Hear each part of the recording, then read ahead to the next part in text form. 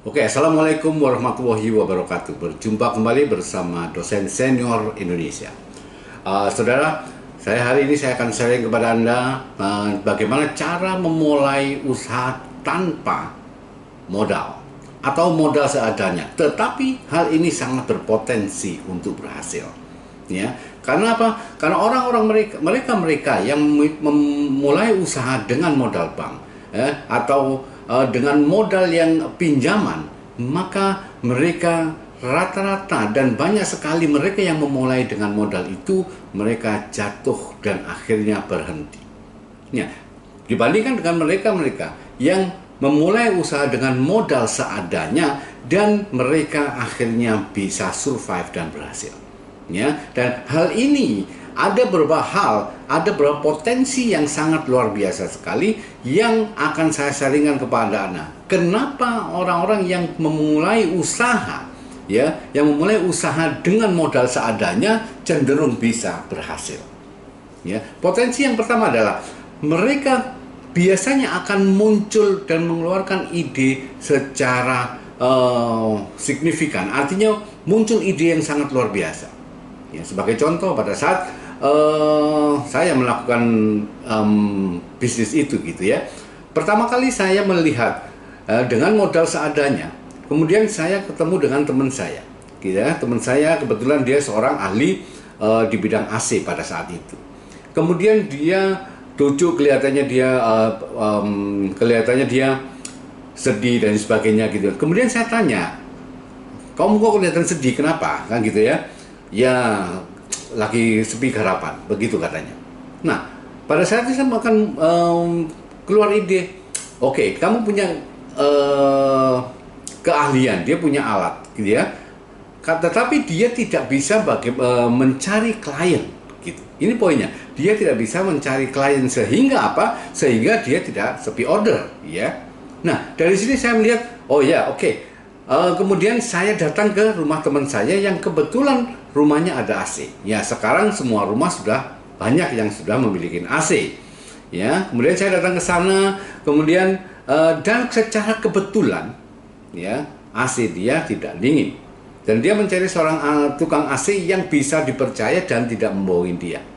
Ya, dari situ langsung klik, saya muncul. Oke, saya saya klik gitu ya. Saya punya usaha AC.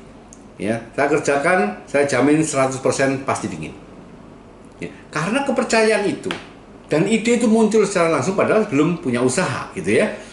Maka orang itu atau teman saya itu langsung percaya. Oke, ya. Biasanya berapa? Kemudian menyebutkan harga dan akan saya sampaikan. Ya, akhirnya terjadilah dia setuju.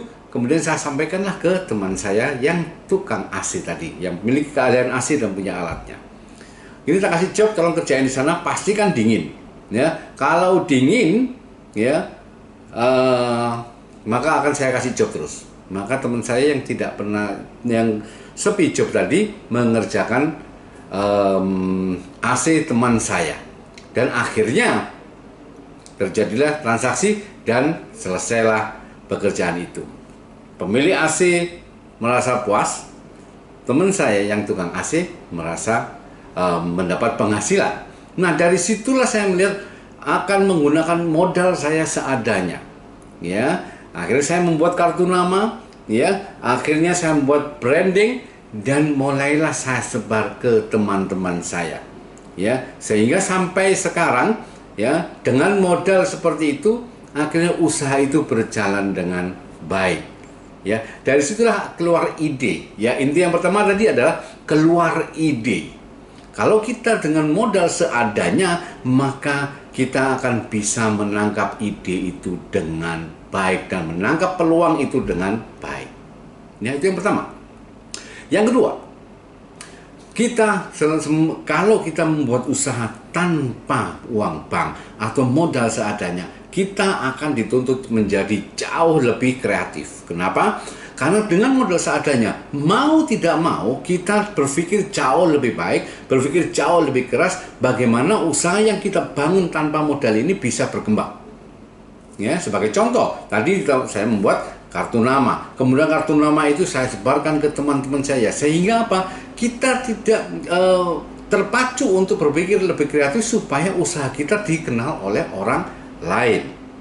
Ya, lebih kreatif dan membuat paket atau penawaran-penawaran yang lebih kreatif. Saya masuk ke kantor-kantor dengan ketikan proposal dan saya lampirkan kartu nama. Ya, akhirnya setiap hari saya keliling gitu ya, 10 kantor setiap hari. Bayangin 10 kantor setiap hari. Kalau kita 1 bulan maka bisa sampai 300 kantor. Ya, averaging sebenarnya 10% yang order ke kita. Dari situ kita bisa melihat berapa omset yang sudah kita dapatkan. Ya, artinya kalau kita mengembangkan usaha itu dengan modal seadanya, maka pikiran kita, pemahaman kita jauh lebih kreatif. Ya, itu yang kedua. Yang ketiga, dengan modal seadanya, maka tentu resikonya sangat rendah. Ya, tidak ada resiko sama sekali, barang tidak rusak, gitu ya.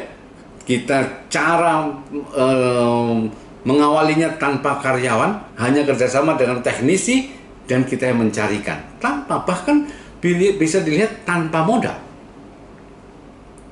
Ya, maka dari situ kita akan lebih tenang. Kalau resikonya rendah, tentu cara berpikir kita jauh lebih tenang, jauh lebih kreatif, dan jauh lebih tajam. Dan kita bisa fokus. Bayangin kalau kita baru berpikir kita harus berputar ya untuk membayar hutang bulan depan. Ya, hari terus berganti sehingga setiap hari kita berpacu dengan tanggal berapa hari ini. Ya, sehingga kita tidak tenang dan kita tidak rileks. Ya, apalagi fokus, maka sangat sulit. Ya, jadi keuntungan kita kalau kita memulai usaha ini tanpa modal bank atau kita bisa menjalankan dengan modal sendiri, pikiran kita jauh lebih tenang, jauh lebih rileks, dan jauh bisa lebih fokus. Ya, dan yang keempat, kalau kita mengembangkan usaha tanpa tekanan, maka perkembangan dan pertumbuhan usaha kita bertumbuh jauh lebih matang, jauh lebih kuat. Karena apa? Tidak diburu-buru, tidak melakukan potongan harga, tidak melakukan hal-hal yang curang. Ya, contoh kalau di teknisi AC bisa mencari keuntungan semaksimal mungkin. Biasanya orang yang tidak memerlukan freon dikasih freon gitu kan. Hal yang tidak rusak dibuat rusak supaya membayarnya lebih mahal. Itu tidak berkah, itu tidak baik gitu ya. Sehingga apa? Klien kita merasa dibohongin dan akhirnya tidak kembali. Ya, karena kita melakukan hal dengan baik, maka klien itu menjadi klien yang reguler dan itu akan berkesinambungan dan mereka akan bercerita kepada teman, saudara, tetangganya, dan itu sangat organik, itu sangat matang untuk pertumbuhan bisnis kita. Ya, yang kelima, karena kita tenang, ya, karena kita tidak dikejar-kejar bunga bank, maka kita bisa belajar. Kita bisa belajar apa saja, mulai skill penjualan, mulai skill bagaimana kita memperkuat hubungan dengan orang lain, bagaimana kita menjalin hubungan dengan customer yang sudah ada, bagaimana kita memperkuat skill kita untuk maintain relationship dengan customer. Ya, cukup dengan say hello, tetapi kalau kita tidak ada tekanan, maka kita hubungan menelpon tamu pun, menelpon klien pun itu dengan suasana yang menyenangkan, dan itu membuat klien kita menjadi nyaman dengan kita.